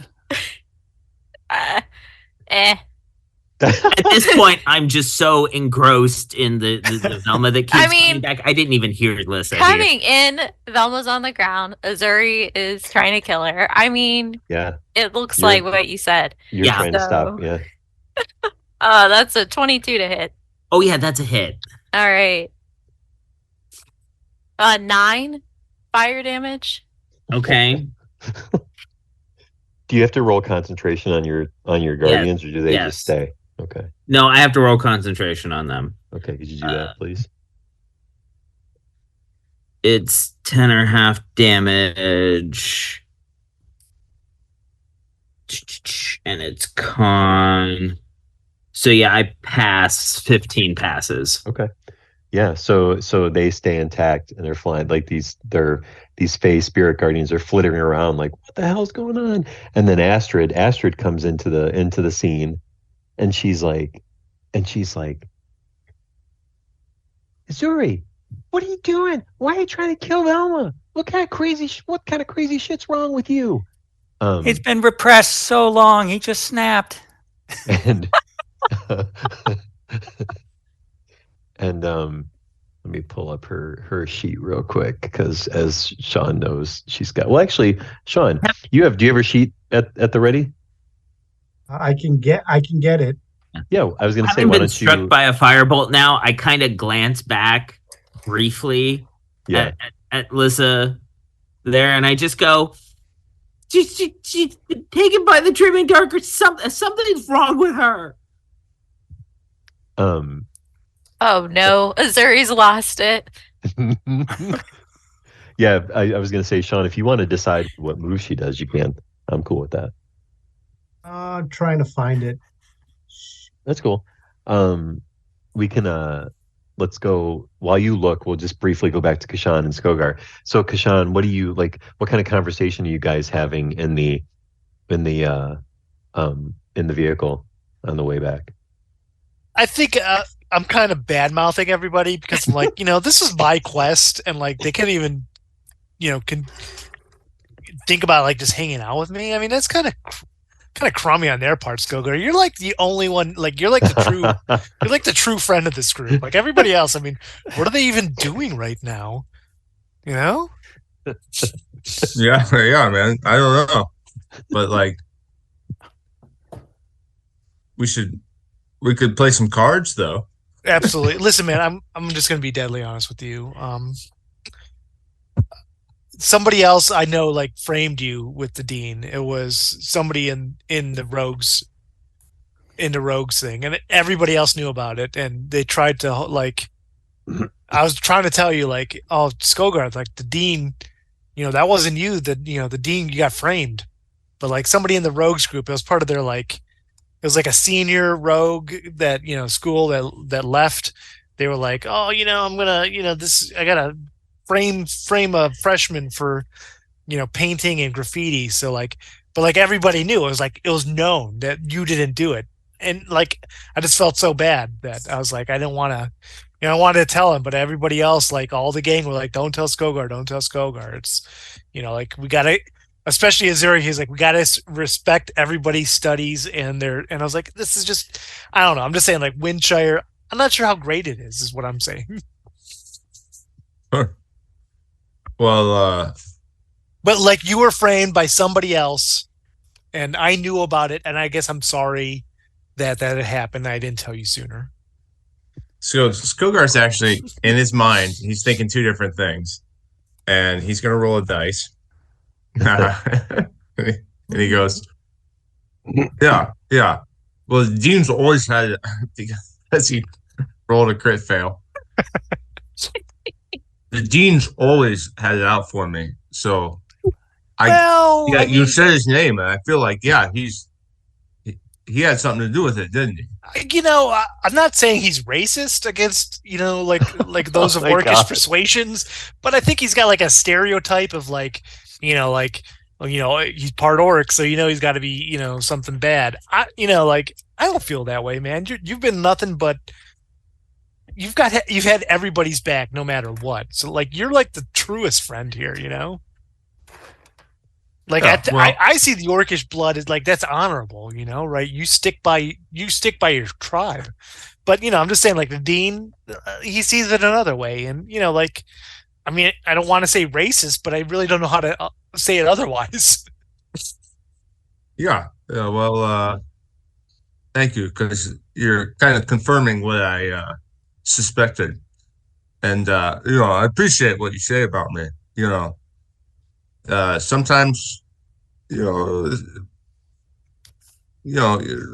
of your strengths that come down from the heavens, they're not always have to be from those lawbringers and stuff. You should just so. You know what? Like, here's the way I look at it, man. Like, I feel like I've been chosen, and I haven't been chosen to be like this thing that I'm not.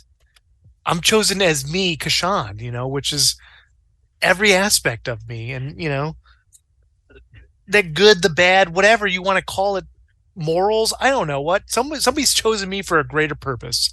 And Skogar, I want you there beside me when I reach that greater purpose, because you're a true friend. So let's pause there, and let's go back to, Lucar, did you figure out what Astrid would do? So Astrid is getting involved with the bad guy. Well, she's getting involved with Azuri. Somebody's a bad guy. Yeah. So her and Lissa came up, and all they witnessed was Azuri attack Velma. All right, I'll witch bolt on Azuri then. All right, do it. Roll it. Oh, critical fail. Oh no! Oh no! You hit Velma. No, she's dead. You know that's not. No, I take that back, because Astrid has halfling stats, so he rerolls ones. Nice. Nice. So instead, it's a 26 to hit Azuri. That's just a little bit of a difference. What's the damage? Because Astrid's kind of high level too. What is the damage? I was looking up Eldritch Blast before, but Witch Bolt's a little different. Part of me feels like it's like a X amount of D8s, I thought, or something. Like maybe. Every turn or something. No, it's 1d12. It's a d12 all the time, right? Yeah. You just have to elect because you use it as your action. 12. Oh my gosh. Oh. And it's the Emperor thing, so it's just continuing on Azuri as long as I keep my concentration. So Azuri, it's your turn. That is a 16 on the con save, so it's fine. Azuri, now being attacked from multiple angles, is going to start out by using his channel divinity and makes a darkened aura around him here. Okay. And then is gonna go ahead and whack at Velma again with the hammer. That seems like it's been going. And Velma, have you gotten up yet? Don't need to. I can shoot you where I am. Okay, that's with advantage. 16 to hit. That hits. As I bring 1 point of bludgeoning damage down on you, just What? clip you with with it. And then let me I'm see. used to you killing me. What's going on?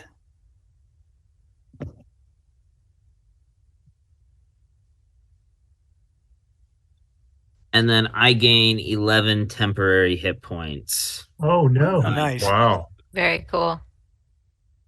So That's happens, a pretty good return on investment. and so then it would be well, actually, yeah, Lissa, roll initiative real quick. Oh yeah. That might be good to have. Oh no. 5. Astrid got a 4, so Okay. I think it's going to go Velma, Azuri, Lissa, Astrid. So Okay. then and Azuri, you just went, right? Yeah. Yeah, so we're going to go, Lissa will go to, well, actually, Velma, you didn't go yet, did you? So you can go. Okay. I will Velma, go. you're in the spirit guardian. Make a wisdom save. I will. So what's your, like, what do you have to roll to break that concentration? When I get hit, I roll a con save. Okay. And as long as I pass the con save, it you stays pass up. your DC. If I fail the con save, the spell ends. Gotcha. Thank Or you. they're Okay. up for a minute, which is 10 rounds, which is essentially forever in D&D. It is Understood. forever. That was a 21. Okay, that passes. You'll take half damage. You take 2 damage this time. They did not do very well. All right. Anyway, I started blasting Do it. with advantage. Yes. With advantage, it's 12. So again, Yep, that's a miss. save me. He's trying to kill me. Lissa, go ahead. I think it's funny that my friends are killing With the you Druid instead. Dark, it's something's wrong with insidious. her. All right, we need to knock Azuri out. She shouts at Big Wing. Come on. Don't kill him. He's probably some weird spell, probably. So Big Wing, right? Big Wing stats. Here they are. So he comes in. He does a little beak attack. That's a 20 to hit. Well, yeah. Uh-huh. Nat or dirty? Dirty. Okay. 6 piercing damage. He like bonks you on the head.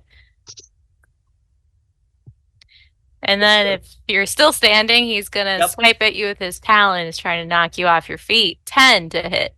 And I pass the con. 10 does not hit. All right. So you dodge out of the way of that. Also, if he's moving into the spirit guardians, right. Have to make a wisdom save. Okay, yeah. Yep, he's got a lot of wisdom. So much wisdom I didn't even write. I feel like that's not true.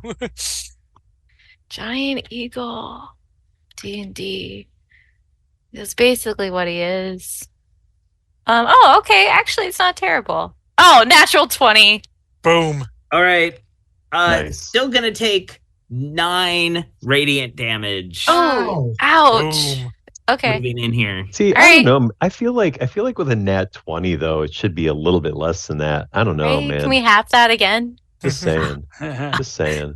No, he'll. It's fine. Big Wing will Yeah. take it. It's Yeah, fine. he's fine. He's a tough Come on, bird. it's 4 against 1. You gotta give me something. Okay. Yeah, Azuri is unleashes Down, man. its So what's like, Astrid? inner rage. Yeah, what's Astrid's move going to be? Just witch bolt I mean, again? the witch bolt Yeah. continues.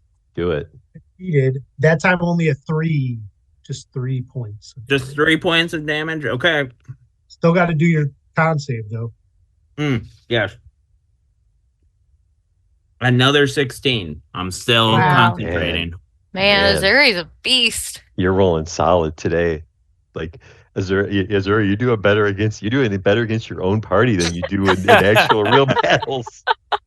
This is great. This is a real battle for Azuri right now. Okay, Azuri, you're up. Well, I'm still focused entirely on Velma. She's mentioned the Dreaming Dark. This is personal. Hammer coming down again on her, 21 to hit. Damn. Yeah, that hits. 4 more bludgeoning damage. Armor class 13, so anything above that's Yeah. how much? 14? 4 more bludgeoning damage. 4. So then it would be Velma's turn. But Velma, before it's your turn, Lissa, you look and you see Astrid, like she's standing there and you see her kind of vibrate and then she just disappears. And then Lucar, you're like, you said you grabbed Astrid and you were holding, we got to go back. And then she's flopped over like this, right? Then she comes back to life and she's like, we got to go back, man. It's bad. We got to go. And she's like, let's go. Points to go through the portal. All right. Back. And are you Lucar or are you Eagle? What are you? I'm Lucar. Okay. Back through the portal. So you jump through the portal and then as you jump through, like Astrid kind of like she sort of like pretends to jump through with you, but then stays back. And as you jump through on the other side of the portal, you see Astrid appears, like real Astrid appears. Okay. And she's like, see, this is kind of cool. I'm getting the hang of this. And she puts her arm around you and she's like, let's go. And then she starts running and getting you to run with her to So wait, go did into you leave the battle with Missouri? Yeah. Oh, that sucks. I had a nice witch bolt going there. Yeah. So you guys run back. But like, see, this is the Feywild. This is Thalanus, where like the standard rules don't really apply. So in a matter of mere moments, your Astrid's back pretty much where she was. And now you're coming into the action. And so Lucar, you see Azuri fighting Velma, and you see Lissa and Big Wing attacking Azuri, and you see Astrid getting ready to do something else to Azuri. Why don't you roll initiative to see where you fit into this? I got a 21. Okay, so you're gonna be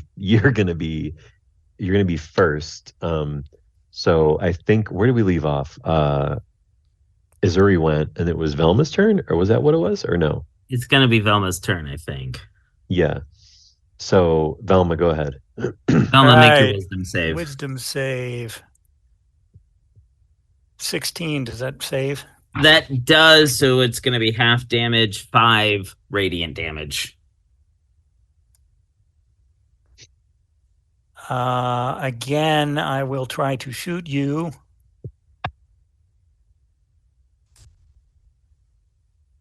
Does a 23 hit? Oh, yeah. Yep. Mm-hmm. There it is. Well, not really. That's 5 force damage with 9 sneak attacks, so 14 total. Okay, so 5 and then 9 more. Okay. Still standing. Yeah, so but we're gonna have to roll for the concentration, and I continue to concentrate. Lissa, I think Lissa, it's your turn. All right. So Big Wing has his orders. So Alyssa is going to go ahead and cast another non-lethal firebolt. Okay. Yep. Not trying to kill Azuri, just trying to knock him out. 21 to hit. Yeah, that's a hit. Okay, that one is 5 fire damage. Okay, that knocks Azuri out. Oh, yay. So It was 5-on-1. Okay, so now You lasted this is very long. That was awesome. okay. So Good now, job. but this is where things may potentially get interesting. So Do I have to uh, still try to kill him? so that's why I said that. So Azuri, you're knocked out. Velma, you see that Azuri's knocked out, and the voice in your head is like, finally, the time is here. The time is now. All right. Is it Lucar's turn? It is Or are we out actually of Astrid. initiative? Well, technically, I guess it would be out of initiative because what initially triggered it was the two of you guys were fighting and everybody else kind of jumped into the initiative with it. So I think we would come out of initiative, but that voice is telling you this. All right. Then you see me get up and draw that funky dagger. Mm-hmm. And I'm standing over Izuri. And I Mhm. don't know if anybody noticed that I was actually using lethal damage when I was fighting. Probably not. No. So if nobody notices, I am going to fall on Azuri and just try to you caused Mr. Blue Bunny to die. You caused Songbird to die. And I will stab. So now right. you guys can I guess that's a surprise. I round. think Big Wing is right there. So if he can do kind of like a reaction to try to stop the dagger falling into Azuri.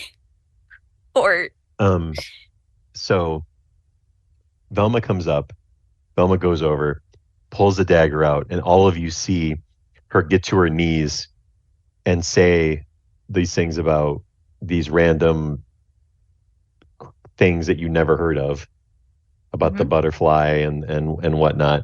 And you see her take the dagger and shove it into Azuri's chest. And then right as that happens, so Big Wing like just tries to Yeah. get there and just doesn't make it. yeah. The dagger goes into Azuri's chest, and Velma, it is at this point that the dagger has released you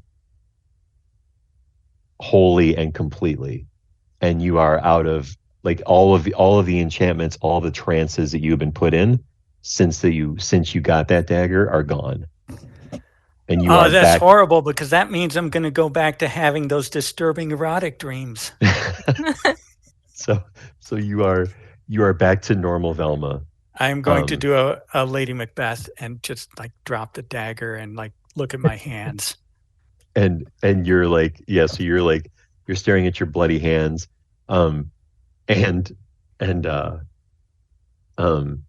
Astrid she stops and she looks, her jaw agape, and she looks at you, Lucar, and she's like, Luke, you got some fucked up friends, man. and then she's like, oh, and so she does this like, she starts like doing all this crazy somatic, like all these movements and saying all these words you can't quite understand. Lucar, you're catching some of it because of your magical skill set, and you realize that you're like, oh, this is Attila, and then as you say port, all of you are in the center of the courtyard of Windshire, and puppet Astrid is there, not real Astrid, and and Azuri is on the ground, dagger in his chest, dead. Velma is right above him, like looking at her bloody hands, like, oh my God, what did I just do? And then as that happens, then coming through the front gates are Kashan and Skogar just strutting in, and they see and Kashan, you see this right in front of you, all this scene going on. I knew it. I knew you guys couldn't. You guys are so selfish. You see that. You got your own shit. I'm on my quest. You guys do your own stuff. I tell you. You see that Azuri's dead, by the way. You can't let the dean find out about this. Parents are going to send their kids to Windshire anymore. Jeez. Does that change your statement at all or no? And then I look and like, all right, and I lay my hands on Azuri to cure him. Nice. Yeah. Mathematically speaking, I could do a maximum of 28 points of damage, so I don't think that's enough to outright permadeath him. And as you do as you go to lay on hand, like before you lay on hands, though, is this part of the quest? Jace comes running out, who's been kind of been like rooming with Azuri, like and making Azuri feel weird. The one I did a little bit sketch about this whole time. Yeah. Jace comes running out, and he's like,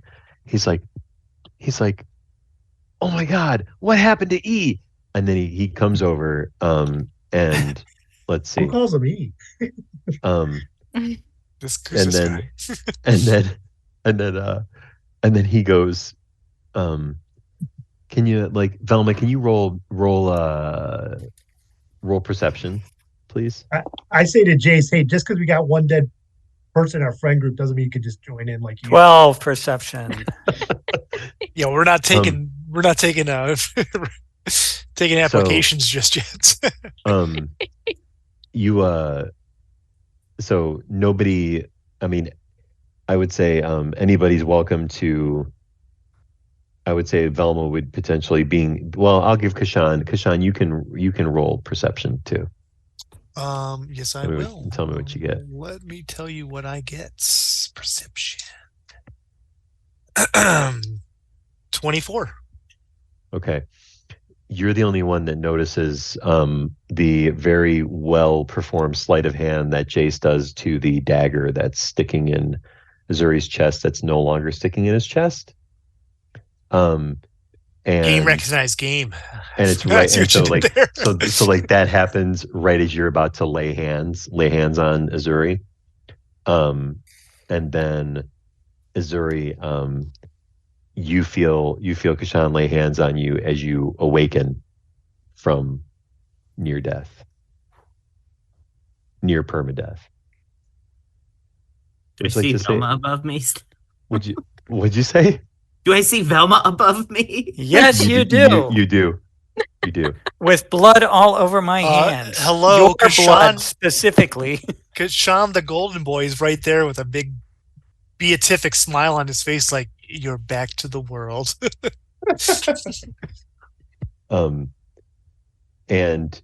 it is there. So and Azuri, you see like Velma looks different.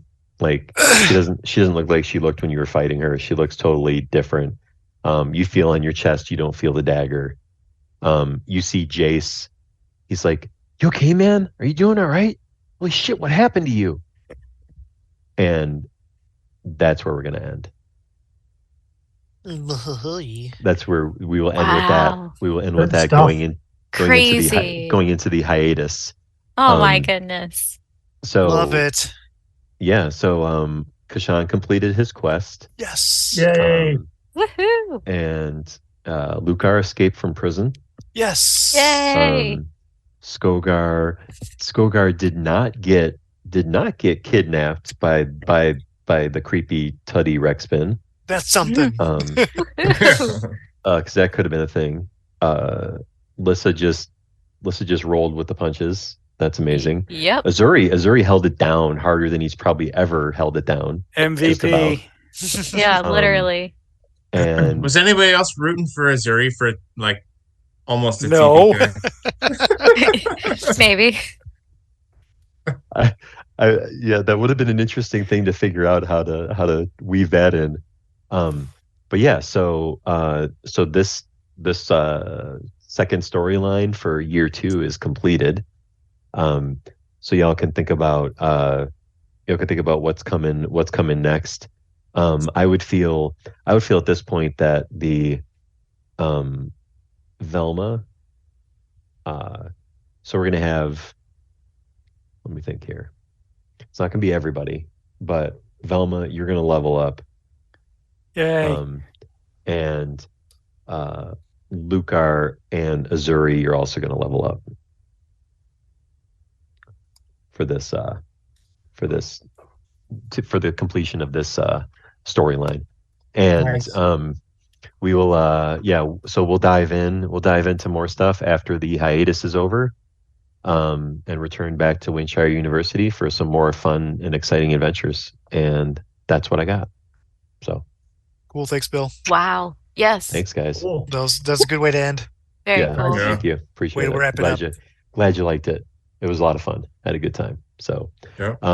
I may 5% chance I'll see you next week. Otherwise, I'll for sure see you the week after. Yes, and I'll send information out to everybody sometime soon Sounds good. to let you Sounds guys know good. what's we're Thanks, up to. guys. All right. Flush with cash. Spelled with a Good K. night. Nice. Cash, See ya. baby. See you. Thanks, Bye. Bill. Yep. Bye. Wow. What a great ending to the second adventure of Year 2. Deshaun got the deck and completed his quest and will be on to bigger and better things. What will Professor Modgad and Dr. Chloe Stronghart have in store for him next? There's so many great side quest options that have opened up.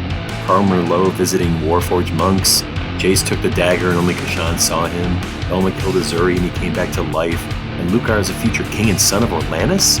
Well, he will be king if his real mother doesn't get to him first. I hope you enjoyed this week's episode. Eberron Adventures will be going on a brief hiatus to build more story content, but have no fear. Someone else from the crew will lead us on an exciting adventure in a completely different world, and maybe even a different RPG system.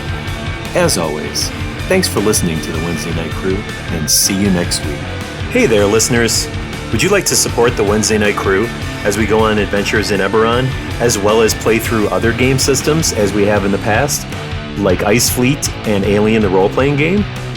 If you're interested in supporting us, just go to patreon.com/Eberron Adventures, and then maybe you could be as cool as Jonathan and Andrew, our first two supporters.